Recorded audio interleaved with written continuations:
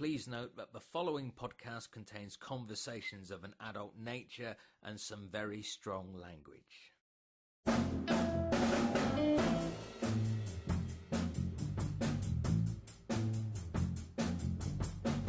Well, today I am very lucky to be talking to an actor who has been a welcome presence on British television for over 30 years.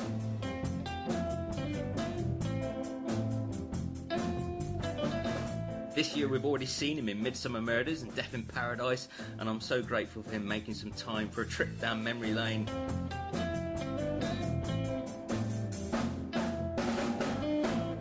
Mr. Mark Powley, welcome to the Bill podcast. Thank you. I'm glad to be here.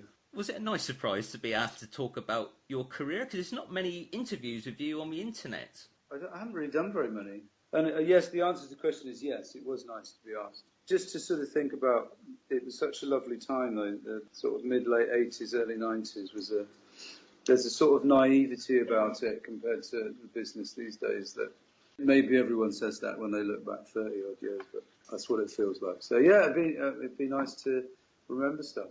Well, there's a nice sort of combination of nostalgia with a recent role for you because you're a regular in Birds of a Feather, which must have been a nice gig to get. It was lovely, yeah.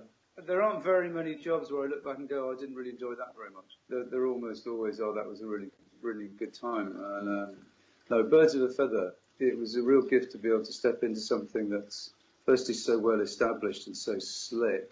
And the girls obviously know their way in and out all around it, and it was an education working with them, and it's just really, really good fun.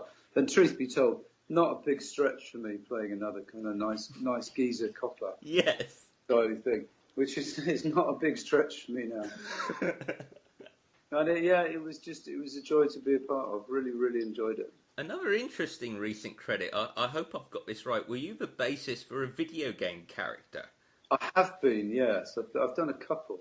I did one last year. I haven't actually seen the game because I've got an Xbox rather than a PS4. But I did a lot of work on Horizon Zero Dawn, I think it's called, yeah. That's right, yeah. Have you seen it? I've seen images of the character, and it's quite extraordinary because it's your... Does it look a bit like me? It's very clearly your... Man, that is mental. Yeah, he's like a monster of a man with tattoos, but then it's like your eyes. And so what's the process behind? How much work is there for you? It was extraordinary, that job, because I think originally I auditioned for it. I think I was second choice, and then for one reason or another, the guy they chose first ended up not doing it. But they do. I mean, having said that, they drop people left, right, and centre on these things because the budget is like $200 million. Bigger than a movie, and they can reshoot and change their minds and completely, which is quite unusual for any kind of project like that. I did a lot of voiceover stuff in a little booth and they strap a camera to the front of you so they can record your facial expressions and movements. Oh wow! And then I did a lot of mocap stuff where you have to wear those funny suits with the little dots on, the virtual space mapped out with the. I don't understand it, mate. But and then they record your movements, and that somehow gets made into the animation of the thing. It's totally off the scale technology-wise. I wish I understood more about it. It's basically playing games. Yeah. Would you have ever thought at the start of your career that you'd have been doing motion capture work in the future? No, I mean I hadn't even been considered in those days. Years ago, I did a similar one. It was called, like, I don't know, Space Troopers or some such thing. And there were a bunch of, 6 of us. And we spent, a month pretending to be these characters out of a game. But it was so unsophisticated compared to what they do now. It's a very interesting side of the business for actors. Mostly it's vocal.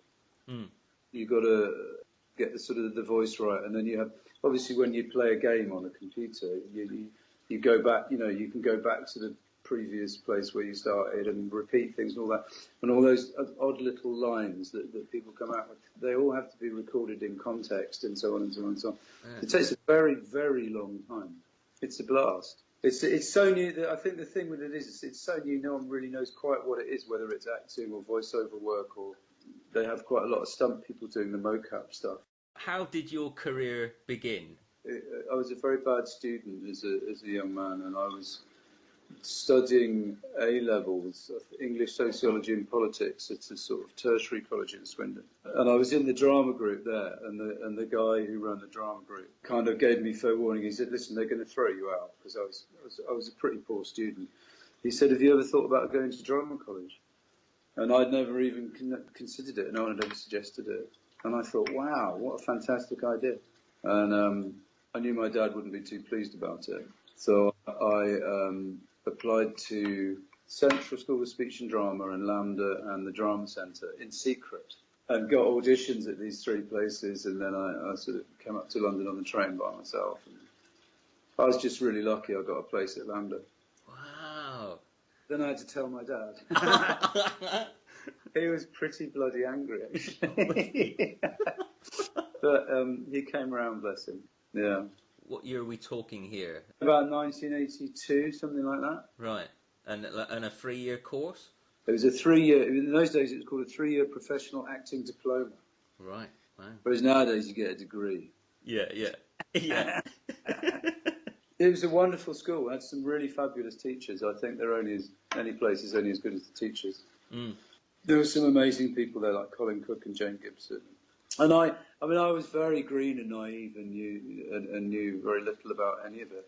And there were a few people that had been doing like the National Youth Theatre and stuff like that. So I felt like I was a bit like out of my depth for a while. And I was probably a little bit too young, with hindsight, to get as much out of it as I could. But I had a fabulous time. And they taught us a lot of good stuff. And who were your inspirations on the acting front? Ooh, blimey. I always wanted to be really cool, like someone like Steve McQueen. I was going to say, you carry an element of him. You really do. I aspired to that kind of level, but I never really had the drive, I think, to get there. Well, you have a quality yours I admire. You're very still. Oh, thank you. Yeah, it's a terrific episode of The Bill where you're in a shed with Nick Redding. Oh, I remember it, yeah. Yeah, and Nick Redding is dancing all around, trying to taunt you. It's a lovely combination, like heaven and hell, with your two characters, you know. And you're just so still, and you're just listening to him. Thank you very much. Oh, it's a pleasure. It's funny that The Bill was probably just as much for me, and I think for a lot of the younger actors on it, just as much of a sort of learning curve as going to drama college was. Yeah. Because we did, in those days, at LAMDA, I think we did 1 week, in 3 years, we did 1 week sort of TV course. Wow. Where we did a TV play called The Jail Diary of Albie Sachs. We had a wonderful teacher, Derek, I can't remember his surname, who actually gave me my first TV job on a series called Rockless Babies. Do you remember that? Oh, yeah. I think that was my first telly job. I played a panty-pinching milkman on Rockless Babies. And was it before or after The Bill that you made Bloody New Year? Oh, you bastard. I've been enjoying Bloody New Year. You have done your research. It was before, yeah. Wow, you must have some stories from the making of that. Oh my God. It was very funny. Well, I know Barry Island quite well. It was really, really good fun. Yeah. You know, we thought we were movie stars, the 4 or 5 of us who were in it. It was like these bunch of people down in Wales had come up with a script and they'd managed to get some funding, and it's like, let's make a film. Yeah. It was really like that, you know, bits of string and thrown together. The fact that we managed to get something that you could actually watch, I don't know how much sense it makes. Oh, it's great fun. It's not one of the greatest films ever made, let's face it, but it was an extraordinary achievement for the sort of local community. They were very involved. You get to fire a shotgun at a zombie in a horror movie. I mean, that's a big tick, isn't it? God, I'd forgotten about all that kind of stuff. Meet a pretty grisly end on the beach. Is it? Do I get an outboard motor stuck in my face? That's right. Yeah, that's right. I mean, you couldn't. Steve Wilshire is the big zombie guy with the white hair, who was quite a famous stuntman. But he basically was in charge, and we did build up a lot of trust with him. That was actually real. That was a real outboard motor. About that far away from my face. Yeah. I know. Yeah. In this day and age, you'd get sued off the set for doing stuff like that. The things we did on that show, the health and safety would just fire everybody on the spot. Yeah. It was shocking. But it was like, let's do it. It was really good fun. It was a good summer. How did you go from that to getting the part of Ken Melvin? What was the process? Truthfully, I think over the years, I've probably only ever turned down 2 jobs. Or maybe I've turned down a few auditions. Yeah, it was just, my agent said, I've got you an audition for the film. And, that had happened every, he'd ring up and say, I've got an audition for this, that or the other. And I'd just go to the audition and do my best and hopefully get a job. What might be interesting for you, actually, is originally, Melvin was written, I think originally I was booked for like 3 episodes. And he was supposed to be a bit of a racist and a bit nasty and a sort of unsympathetic character. And I don't think I consciously decided to go against that, but I was doing everything I could to try and make sure they'd extend my contract. Right. Put it that way. And luckily Peter Cragine, who was the producer, saw something useful in the character, and they said, "Oh, would you stay on?" And then they developed him into a much more sympathetic, sort of pretty boy housewife's choice kind of thing. Yeah, the born-again Christian sort of... Yeah, that was a funny one. That was one of the new producers. They brought 3 producers to come in and work under Peter. But he was a born-again charismatic Christian and decided one of the characters should be. Right. Personally, I think it was a mistake. And it never really worked for Melvin. But there you go. Oh, I think he's a fantastic character. Because he's not the one putting it in everyone's face, is he? It's everyone else's interest in it. As opposed to him being a preacher or anything like that. Yeah. He was a quiet Christian. And I mean, it was a very useful character to have knocking around. But it felt like something that was sort of imposed on the character rather than something that developed organically. You know what I mean? I think I wanted Melvin to be a bit racier and cooler, and obviously he wasn't. Right. No. What were your favourite elements of him to play? 2 things probably. Firstly, he was very honest, which is a great thing to play. And also, he was a genuine, and there are a lot of couples, I've met a lot of couples over the years, obviously.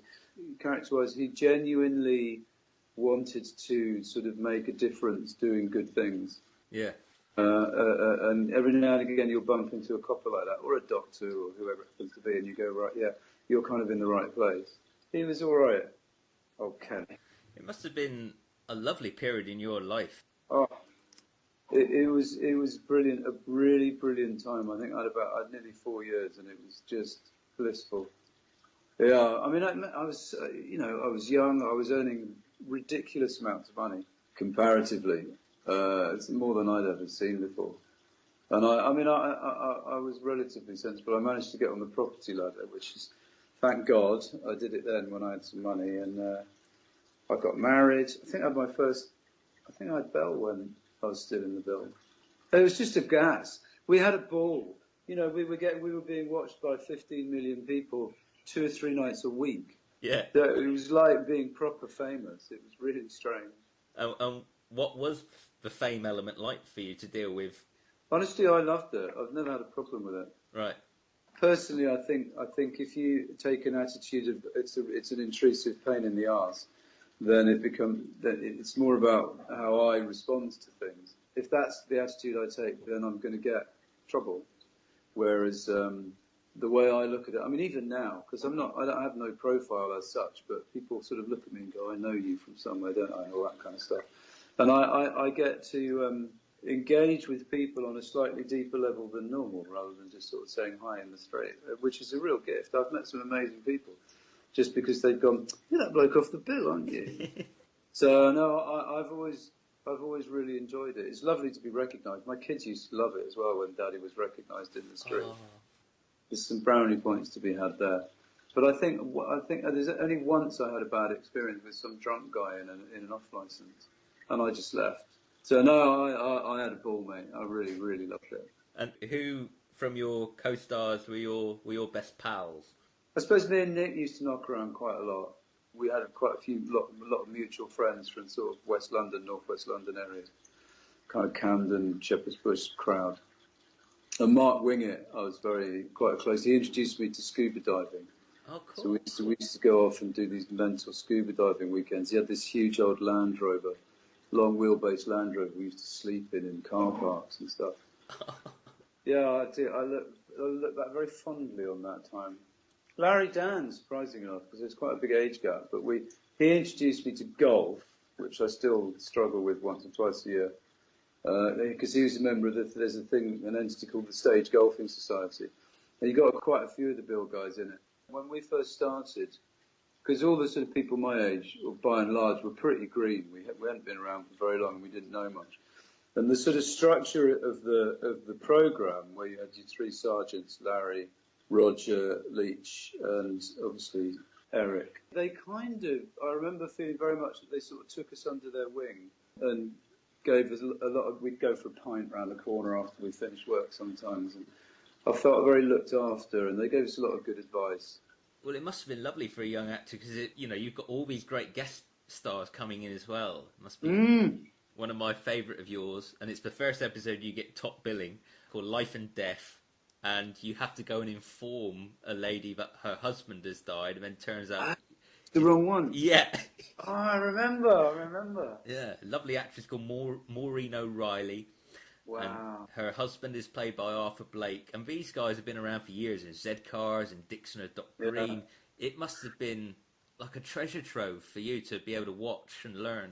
Well, in a way, I mean, I did used to think of it at the time, because, back in the day, you'd hear actors going on about, when I was in rep, at Frinton or something, and they'd be doing 2 or 3 shows a month, rehearsing one show and putting on another show, and then doing a musical and a panto at Christmas and all that. And that was how they sort of learnt their kind of craft, the same way working with different people from different companies.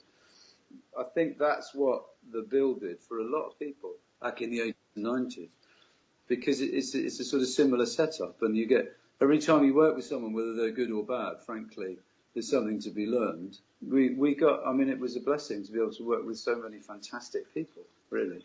And directors, you're working with maybe 2 or 3 different directors in the same week, and again you pick up stuff all the time. It's a great gift, shows like that. Another lovely actor you had a nice bit of business with David Ryle. He takes you to an abandoned chocolate factory. I do remember the chocolate factory because I still drive past it. It's up the road.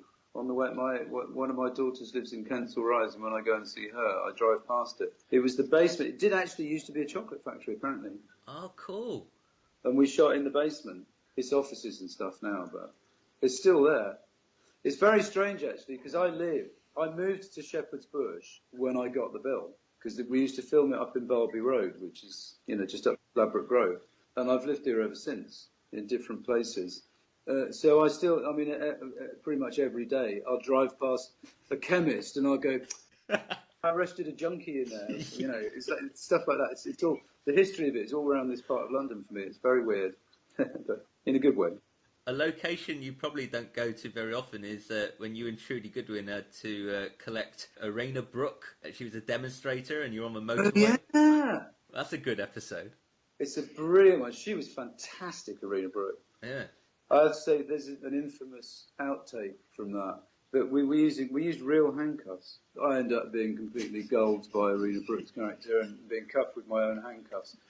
And there's a bit where, and those handcuffs, when you press them, they just get tighter and tighter and tighter. And I leant back on something, or I fell on the bed, and they tightened right onto the bone of my wrist. Oh. And there's me going, get these fucking things off, and everyone's just standing around laughing because they think I'm messing about. It wasn't funny, but yeah, they used it in like an outtakes clip run someone put together. They used that.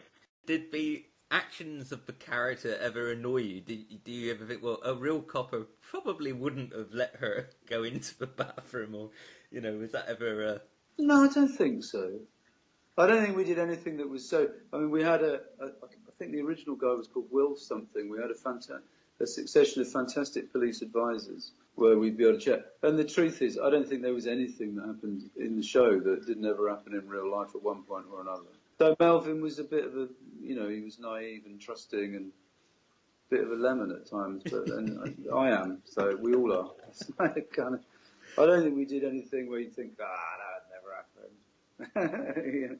What was it like working with Trudy Goodwin? Oh, she was wonderful. Yeah, I mean, pretty much everyone on the show. Some of them were more fun than others. But, Trudy was always just faultless, really. She did it for years and years and years and years, didn't she? Yeah, 24 years. Bloody hell. Yeah. Which was going to be a question of mine. I mean, because presumably you had the option, you could have just carried on. Yeah. I don't know, call it arrogance or naivety, but essentially I got bored. After about 3 years, I got bored.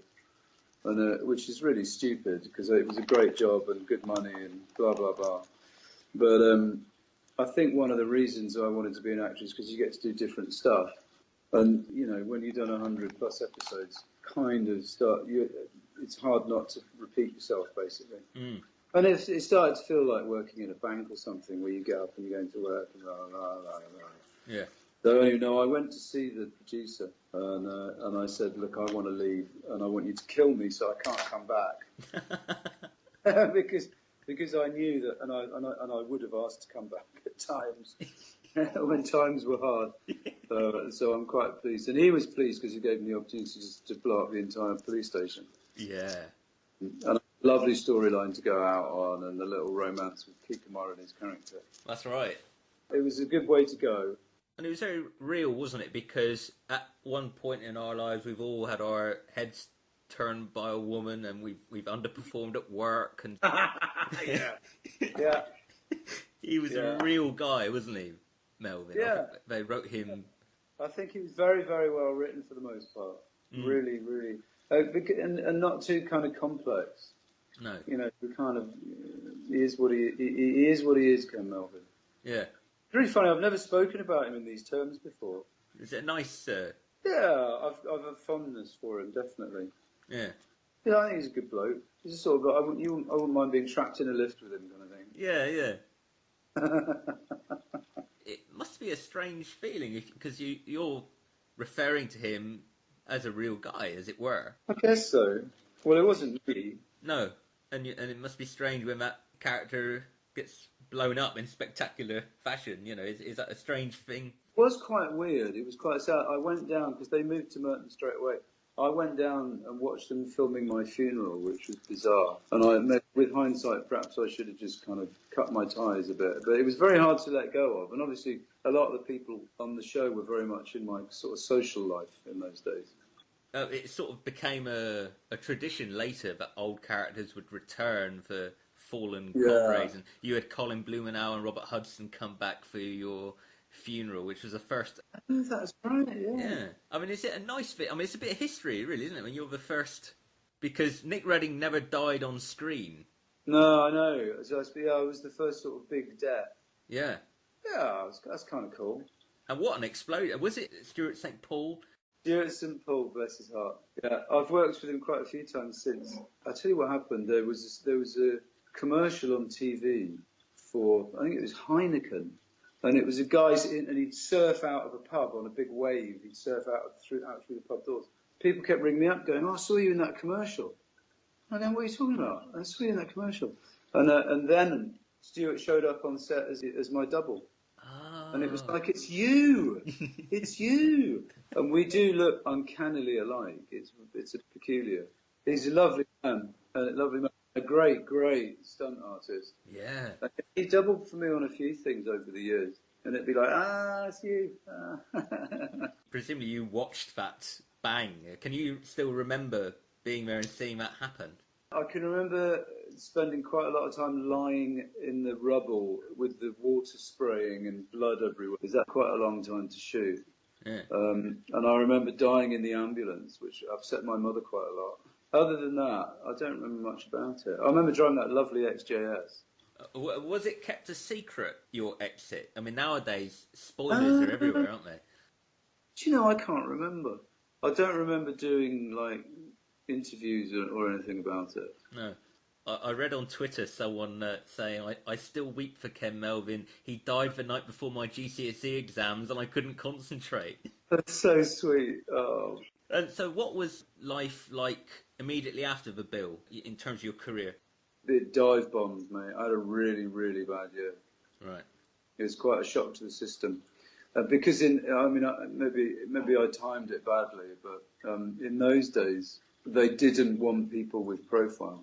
So whereas nowadays, you could leave EastEnders and go into the Bill and then go into Emmerdale and stuff like that, and that would be a part of your shtick. In those days, they didn't want you going into a show and go, and people would go, it's that bloke from the Bill. Mm. So I got next to nothing for at least a year. It was quite hard. It was a real shock to the system, especially financially, having not really been that sensible in terms of savings and stuff like that. I remember me and my ex-wife Janice just sort of scrabbling stuff together and trying to get by. Then I got a huge, big, fat commercial. I can't remember what it was for, and we moved to a 2-bedroom flat because we just had another baby. But no, initially it was really difficult, honestly. Well, I mean, it's interesting that later in your career you do that thing of hopping from Emmerdale to Coronation Street to Hollyoaks. What do you think changed in between for that to happen then? Did the landscape of TV change, do you think, where people liked the familiarity of faces? I think it became a lot more about kind of celebrity, I guess. But it's funny, I mean, the truth is none of those, they were never sort of conscious decisions. It was just someone offered me a job and I said yes. There's been no plan or anything like that. You've had that lovely Birds of a Feather now, but you've always gone between mainstream drama and situation comedy, which not a lot of actors get to do they? Because it's a very different discipline. Never really thought about it, actually. I mean, your performance in Game On is lovely. Oh, that is one of my better pieces of work. Yeah, it's funny. Again, that's just the way things panned out. I mean, there must be other actors who sort of flip between the two. I think I was just lucky. I mean, on the one hand, I think a lot of the jobs I got are just because I'm kind of nice to work with, and people. And after about sort of 5 or 10 years, what I found is that most of the jobs I got were people who'd worked with me before, and thought, oh, Mark would be good at that. Let's get him in, kind of thing. There's a lot to be said for just getting on with people and showing up on time and knowing your lines. It always interests me with situation comedy if you're performing in front of a live studio audience, but you're still pitching it for TV. It took a while to get used to that. Right. It is a very different discipline. You have to really think about it, and it is midway between theatre and TV, basically. Mm. I think for me, the audience stuff is more about energetically feeding off them. So you get that changes how the finished article of the show turns out. And most of the time, audiences really want to be there. So you get a great response. But as an actor, for me, in sitcom-wise, the technical side of it is the most important. So I need to know which camera's on when and all that kind of stuff. Otherwise, you can't make a show. It keeps you on your toes. I love sitcom for precisely that, because you've got so many different things to think about. It's very stimulating in terms of working. One of your most famous roles, which I hope you don't mind me asking about, is in Bronson. It's an extraordinary scene, isn't it? Yes. It must be very difficult, not just for Tom Hardy, but for you. That's a very intimate position for two actors to be in. Let me tell you how that worked, actually, because it's well, it might not be, but I think it's an interesting story. The director is a genius. This is Nicholas Winding Refn. He's done a lot of amazing stuff since. I mean, he really is a genius. He's that sort of mad genius. But when I went to see him, I actually read for a different part, and then the casting director called me back, and I thought I was going to read again, and he took the script out of my hand and said, "Oh, you won't need that." As I went in, and Nicholas was there, and he said something like, "So, Mark, what's your favourite movie?" And it was like I'm having a cup of coffee, and I thought, shit, and we had a little discussion about movies, and then he said, "Well, I'll see you on set, man. Bye." And that was it. And I got the job. I didn't even know which job I'd got. Wow. And then I obviously got the script through the post, and I showed up on the day. Obviously, Tom Hardy is an extraordinary actor. I mean, he's one of the greats, for me anyway. And they set up, it was quite an enclosed set. It was quite intimidating, dark. So I guess the whole feel of the piece was like that. And they had these amazing guys, real prison guys who knew Bronson, who were like advising on the show. Tom had massively bulked up. His body's extraordinary. He's got his own tattoos. They had to cover up his own tattoos and then put tattoos on top of the cover-up. which caused some issues under the lights, and that all melted and stuff. And the director, am I allowed to swear on this? Yeah, sure. The director, what Nicholas used to do, he'd set it up and we ran a few sort of tryouts. And he'd say, come on, and he'd shout at everybody, say, come on, everyone, come on, let's fuck, I want to see some fucking, come on. And it was like this mental environment. And he literally, we ran a few times and they had this great overhead camera shot and a few other cameras sort of hidden around that, just the set of the cell. And Nicholas Winding Refn literally had the script and he threw it and he said, fuck that, fuck that. and he said, just fucking do it. I want to see some fucking. I want to see some fucking. And I didn't know if he actually wanted to see us actually fuck. Right. It may have happened. and we ran it. And all that stuff with the margarine and stuff was completely made up on the spot. Whoa. And we basically, Tom's driving the scene. So he's just doing what he's doing and I'm improvising around him. And that whole scene is pretty much made up before the telephone comes in and stuff. It was just, and I was fucking terrified, man. Yeah. I mean, he's a big bloke, Tom Hardy. Yeah. And obviously my character's supposed to be terrified anyway.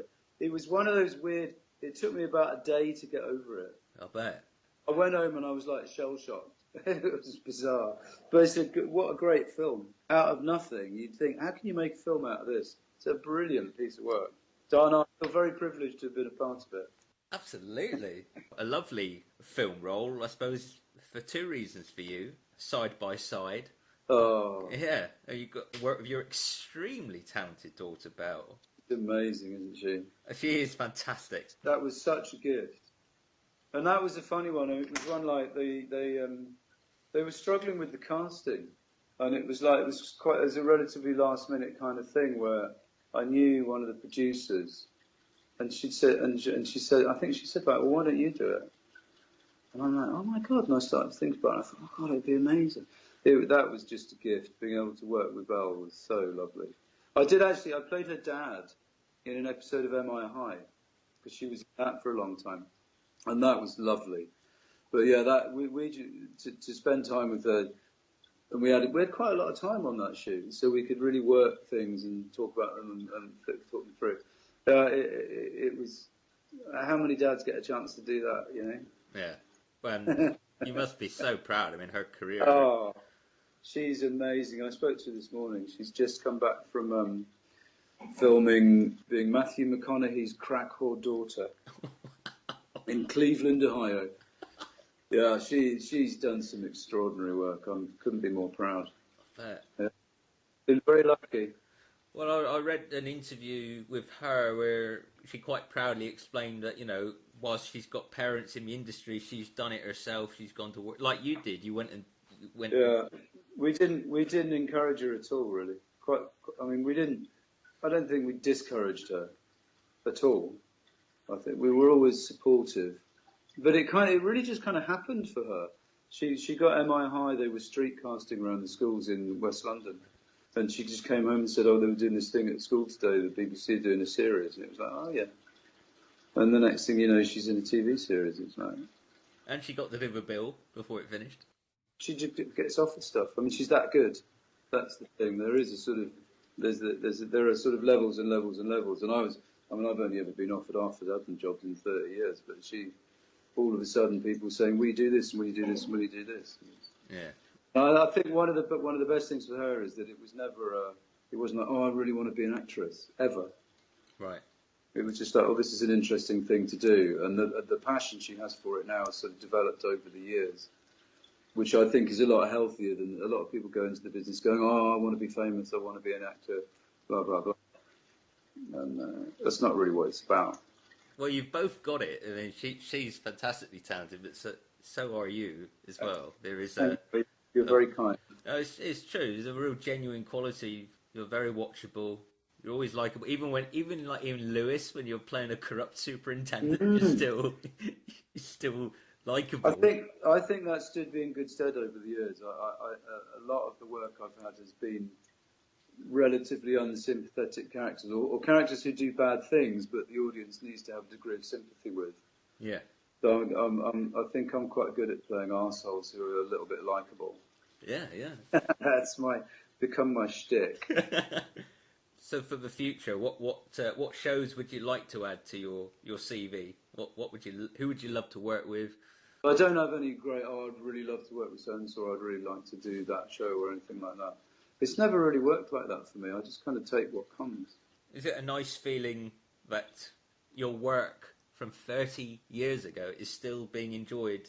Absolutely lovely. I wish they'd repeat them all, because then I'd get some money. Yeah. I do notice on one of the sort of smaller channels they're repeating the new ones. That's right. There must be a place for the old ones. It's probably too expensive, because it was the 80s. We were on really good money. Yeah. Well, quite right too. They couldn't afford to pay Eric, I bet. That's probably what it is. Yeah. You've given your time. I'm really grateful for you giving your time. As listeners have got to listen to your memories for free, is there a charity you'd like to nominate that people can pop a couple of quid to if they feel so inclined? Oh, very much so. The Samaritans is my favourite charity. I had an elder brother who killed himself quite a long time ago. Oh. And I've been volunteering for the Samaritans in West London. So, yeah, I think that's a good thing. And what is your message to fans of Ken Melvin 30 years on? People who've stuck with you, and Ken has followed you around in some form or another. What's your message to people? My message to people? I don't know, just enjoy life. Yeah. Nothing deep and philosophical. Enjoy life. That's quite a good Ken Melvin line, I think. I think he'd be happy with that. I think Ken would be happy with that. Yeah. Mark Powley, thank you so much. I'm beyond grateful. I really am. You're very, very welcome. It's been lovely chatting about the old days. Thank you for the opportunity.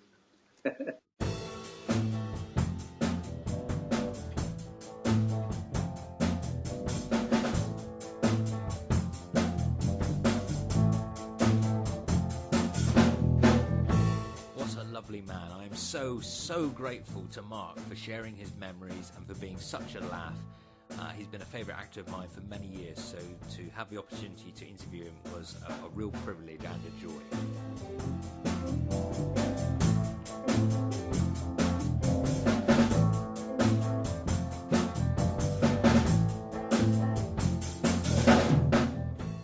Charity is the Samaritans. Their vision is that fewer people die by suicide, and they work to achieve this vision by making it their mission to alleviate emotional distress and reduce the incidence of suicide feelings and suicidal behaviour. You can make a donation or perhaps do what Mark does and volunteer with them via samaritans.org.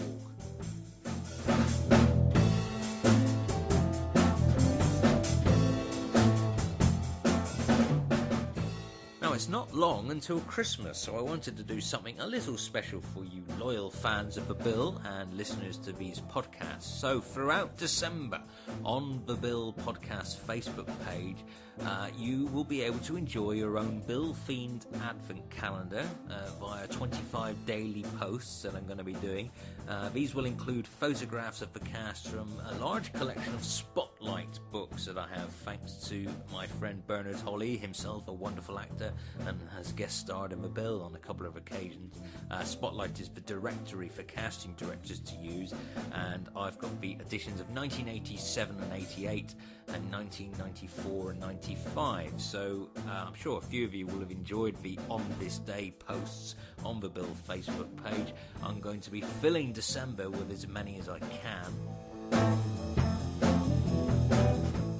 I will also be announcing the first batch of interviewees for the Bill Podcast 2018, what you might call Series 2. I haven't announced any of the recent interviewees. I thought it would be nice to save those for a few Christmas surprises for you.